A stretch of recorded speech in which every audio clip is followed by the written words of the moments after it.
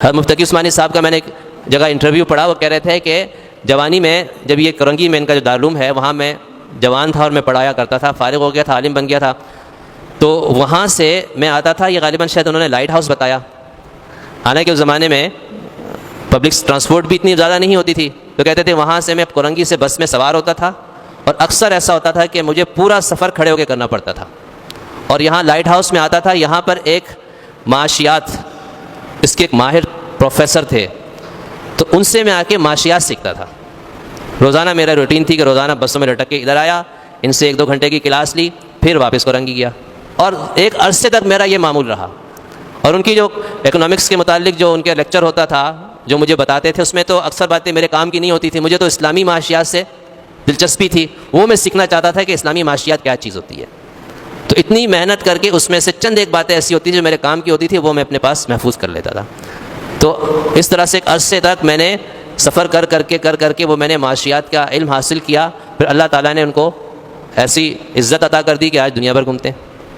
اور خود فرماتے ہیں کہ میرے والد صاحب کا آخری وقت تھا تو انتہائی بیمار تھے، تو مجھے کسی نے حج بدل پر بھیجنے کا آفر کی، کسی نے کہا کہ میں آپ کو حج بدل پر بھیجتا ہوں، اب تو عثمانی صاحب فرماتے ہیں۔ تو میں نے سوچا کہ میرے والد صاحب بہت بیمار ہیں، تو اب ان کو چھوڑ کے جانا، پہلے تو میں تیار ہو گیا، ٹھیک ہے میں جاتا ہوں، حج کرنے کا موقع مل رہا ہے کیوں چھوڑوں میں، لیکن پھر میں نے سوچا حج بدل وہی کرتا ہے جس نے اپنا حج فرض ادا کر لیا ہو، ایک مسئلہ یہ بھی یاد رکھیں،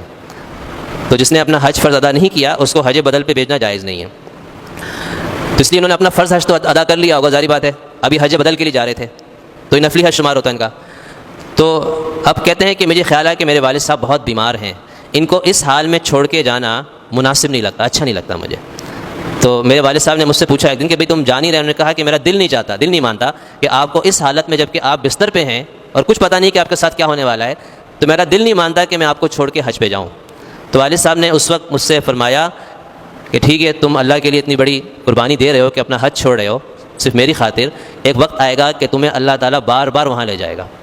تو فرمایا کہ دیکھو وہ ایسا وقت تھا کہ اس وقت تو مجھے جانے کی بڑی تمنا ہوتی تھی کہ اس طرح میں چلا جاؤں، اتنے وسائل بھی نہیں ہوتے تھے کہ میں جا سکوں، لیکن اس کے بعد اللہ تعالیٰ نے مجھے ایسا موقع دیا کہ اب میں جب چاہتا ہوں چلا جاتا ہوں، ہر 3-4 مہینے کے بعد میرا چکر لگ جاتا ہے،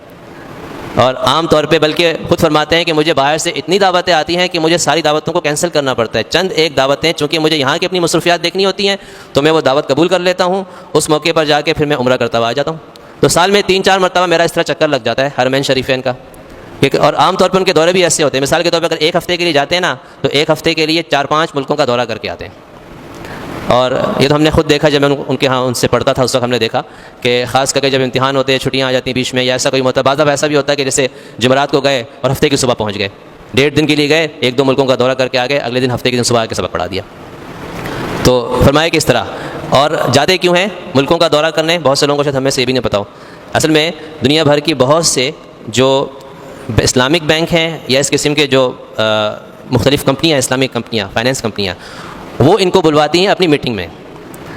بہت سو کے تو ممبر بھی ہیں اور بہت سے ویسے بھی بلاتے ہیں، تو اس لیے ان کو بہت زیادہ باہر ملکوں سے دعوت آتی ہے،